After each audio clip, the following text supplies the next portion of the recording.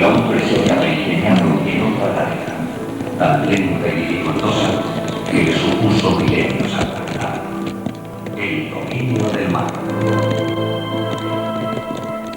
Troncos ahuecados, pellejos hinchados y balsas de bambú o papiro le sirvieron de primeros vehículos en un largo recorrido a través del tiempo en el que acumuló conocimientos y técnicas con los que fue ensanchando las fronteras del mundo conocido.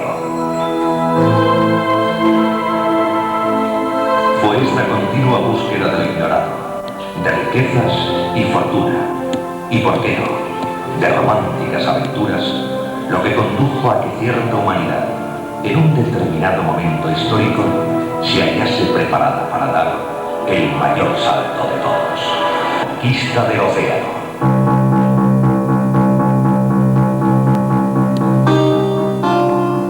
Y fue a 12 días del mes de mayo del mismo año de 1492, el sábado, cuando vine a la villa de Palos, que es puerto de mar, a donde yo hallé 3 navíos muy aptos para semejante hecho, y partí de dicho puerto muy abastecido de muy muchos mantenimientos y de mucha gente de la mar, gente de la guerra.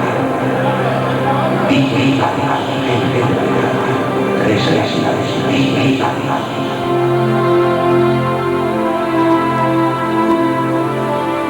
Henos aquí, ahora, a nosotras, las carabelas, singlando en este nuevo destino, a expensas de estas aguas que nos vieron nacer y crecer, para haceros partícipes, seres de este nuevo y extraño mundo, de la más fabulosa gesta jamás contada.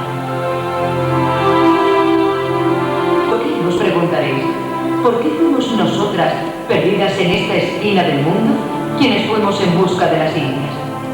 Pues sabed que hechas para navegar en los confines, jamás nos hizo sombra ni la mediterránea calera, ni el junco chino. Y aunque por raras e híbridas que nos tomaron durante siglos, jamás cupo mayor fama para navío alguno que la que nos tocó en suerte tras hallarnos en el más glorioso y renombrado viaje que en la historia ha sido el gran descubrimiento.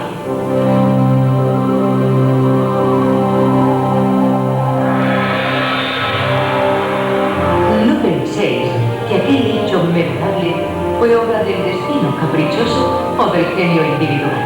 Al contrario, lo fue de tiempos reposados y de medios, y sobre todo de hombres predispuestos y capaces. Y Portugal y Castilla los tenían. 2 reinos con 2 territorios al sur, distintos en lo político, pero hermanados por la mar: el Algarve portugués y la Andalucía castellana. Desde antiguo, los marinos de uno y otro lado del Guadiana habían compartido saberes y actividades en el océano que los unía.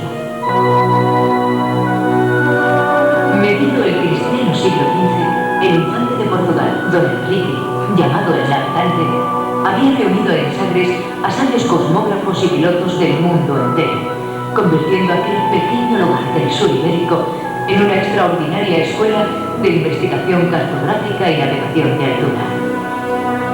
No debe extrañar, pues, que poco antes de ultimar el siglo apareciera por estos lugares un ciudadano genovés, mercader de profesión, aunque de vocación marinera, que decía llamarse Cristóforo Colombo, y que por demás proclamaba conocer una ruta por la que se llegaría a Oriente a través de Poniente.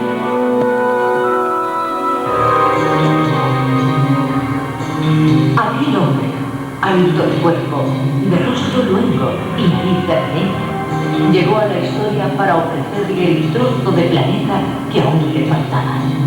Pero sus principales armas, los mapas de Efraín y Toscanelli, así como algunos exóticos productos arrastrados por la mar, no fueron suficientes para convencer a las incrédulas y recelosas monarquías europeas.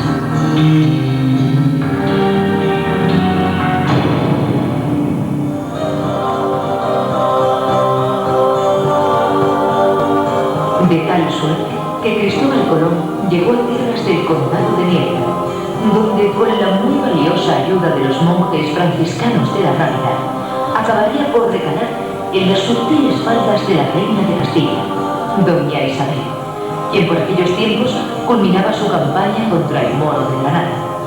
Y fue gracias a su mediación y a los buenos oficios de un tesorero judío, Luis de Santángel, como a mediados del año de 1492, el viejo cuarentón marinero se hallaba ajetreado en emprender el más fantástico proyecto jamás soñado. Navegando por el mar tenebroso, arribaría a las tierras que ya viese Marco Polo, la mágica Catay y el dorado Zipango.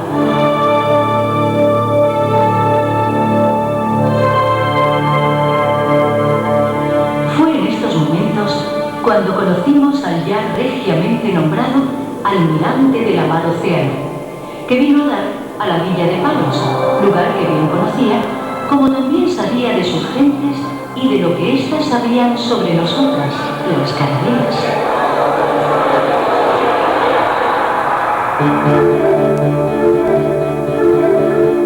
El puerto, aunque pequeño, estaba abierto al océano de su interés.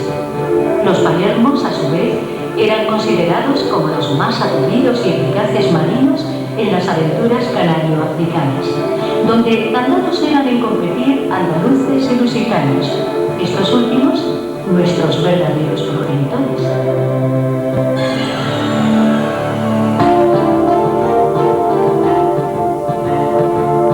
Por asuntos de pleitos con la corona, la villa de Palos debía compensar a la flotilla expedicionaria con 2 carabelas y cierta vitualla de provisión, ocurriendo de este y no de otro modo, como la Santa Clara, llamada la Niña, y yo, la Pinta, junto a nuestros dueños, Cristóbal Quintero y Juan Niño de Moguer, nos vimos envueltos en tan laborioso asunto. El almirante, aunque con poca experiencia en océano abierto, había navegado lo suficiente para saber de nuestra valía en tales menesteres. Éramos, por así decir, las joyas de la náutica en aquel grandioso tiempo. Infinitos cálculos y diseños llevó a los carpinteros de Rivera el dar con nuestra forma ideal. Un casco fino y largo, de poco calado, y una muy amplia superficie bélica sobre 3 palos nos dotaba de la rapidez y autonomía necesarias en las grandes travesías. Con la quilla espigada a la proa, veras cuadras para los palos mayor y trinquete, la tina en la mesana y pequeñas en el bauprés, éramos inmejorables en la navegación de bonita. Pero eso sí, nuestra corta envergadura limitaba en mucho las posibilidades dietarias de la tripulación y su guarecimiento en las tempestades. 60 toneladas venían a ser todo lo permitido por las cuadernas que apretaban nuestras barrigas de madera. Sí, sin lugar a dudas erais vosotras las caballeras, las verdaderas reinas de los océanos. A poniente con españoles y a oriente con portugueses, no hubo mal que no visitaseis. Pero permitidme que cuente a vuestros visitantes que también nosotras, las namos, los grandes panzudos del norte, tuvimos un importante papel en aquello de los descubrimientos. Yo misma, la Santa María, antes llamada la Gallera, en el viaje de Colón fui la nave capitán, y a buen seguro que el tiempo que os hice perder por mi torpeza y lentitud en las bordadas, de sobras lo compensé portando la carga que vosotras, las ágiles carabelas, no podríais llevar. Dices bien. Incluso embarcaste el mayor número de marineros del 100 que marcharon por primera vez a Indias, casi todos vecinos de Palos y del entorno de Niebla, destacándose entre ellos don Martín Alonso Pinzón, hombre orgulloso y valiente, muy curtido en los negocios de la mar, que junto a sus hermanos Francisco y Vicente Yáñez fue el principal promotor del fletamiento.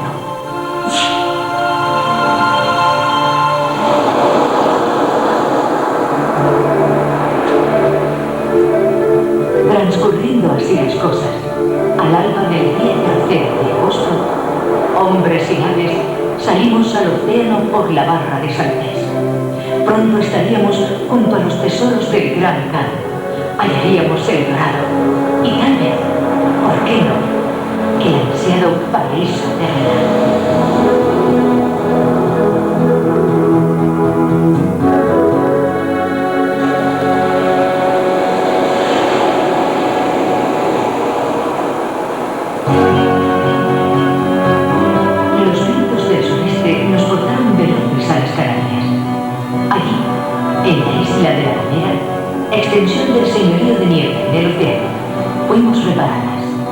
la pinta en su timón quebrado, y yo, la niña, en mi aparejo de velas. Pusiéronme cuadra por latina, señal aquella de que el almirante sabía por anticipado de un exclusivo navegar de moda. Sembrando de nuevo el mar, partidos ya de las castellanas islas, portábamos los alisios, los vientos del este, que aunque conocidos tiempo ha, nadie jamás los aventuró tan al oeste. Colón sí que lo hizo, aunque muy al límite, en los 28 grados del norte. Suerte tuvimos en ello, pero hay que decir en su honor que Cristóbal Colón y con él todos sus hombres fijaron desde el primer viaje a sus particulares Indias la mejor ruta de ida con escasas variantes y desde luego la vuelta sin posibilidades de mejora.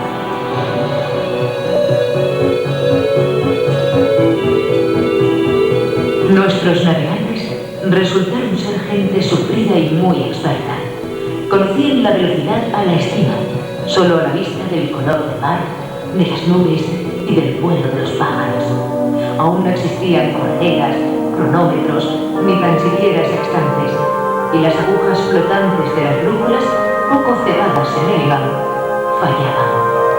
El almirante permitiese escasos cálculos, pues su audacia y temeridad no compensaban sus evidentes carencias respecto al cuadrante y al astronave.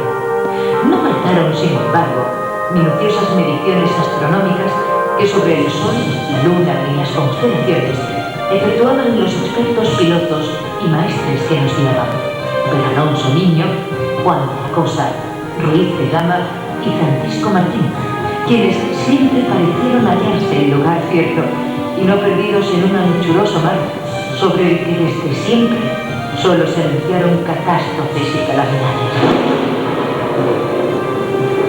Pero nosotras fuimos testigos, las tres, que nada de ello hubo para tan magna ocasión.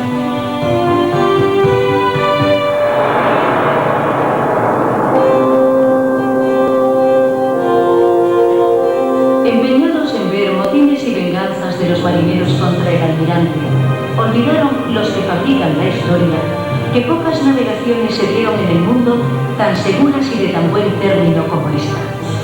Las buenas mañas de Martín Alonso para con sus convecinos palermos durante las calmas y en los difíciles momentos de inseguridad del genovés evitaron cualquier zozobra en aquellas conmovidas y excitadas conciencias anónimas que ayudaron a descubrir nuevas tierras. Y hora es ya también de desterrar por siempre esas manidas fábulas de marineros y criminales embarcados a la fuerza.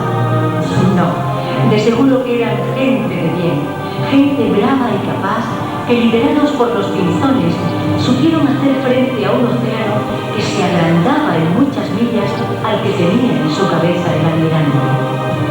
Un cuarto de mundo real se añadió inesperadamente al que en su día propusiera desde su imaginación a santos y reyes.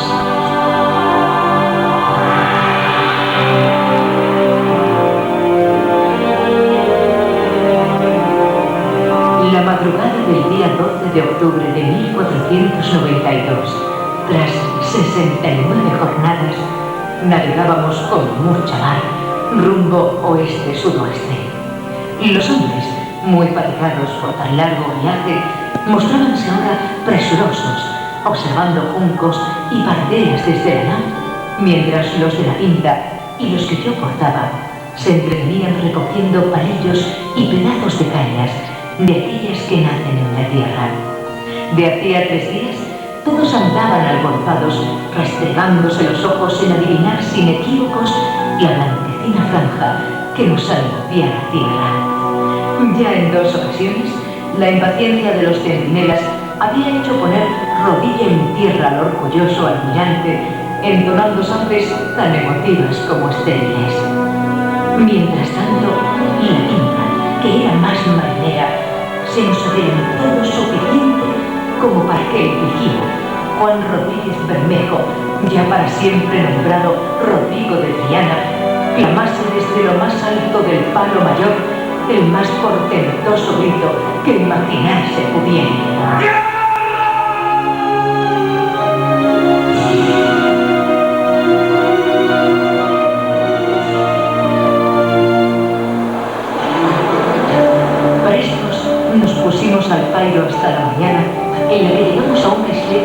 caballos que en lengua de indios llamaban guananí. Saltados a tierra el almirante, sus capitanes Martín Alonso y Vicente Yáñez, y el experto en lenguas orientales Luis de Torres, junto a otros que darían fe y testimonio de la posesión de aquellas tierras y sus gentes en nombre de los reyes, viose cumplido el gran objetivo de la relatada hazaña. Desde el principio de los tiempos, el extraordinario muro terrestre que se interponía entre los dos grandes océanos del planeta había estado esperando esta llegada. Su Dios les había concedido la victoria. Y ya por siempre, Palos, La Rábida, Huelva, Moner, Guananí, los hermanos Pinzón y el gran almirante Cristóbal Colón serían nombres inmortalizados en la conciencia de todos. Nosotras, las carabelas, aún deberíamos regalar, tras una última sembradura, en este muelle que ahora visitáis, fiel estampa y reflejo de aquella época singular.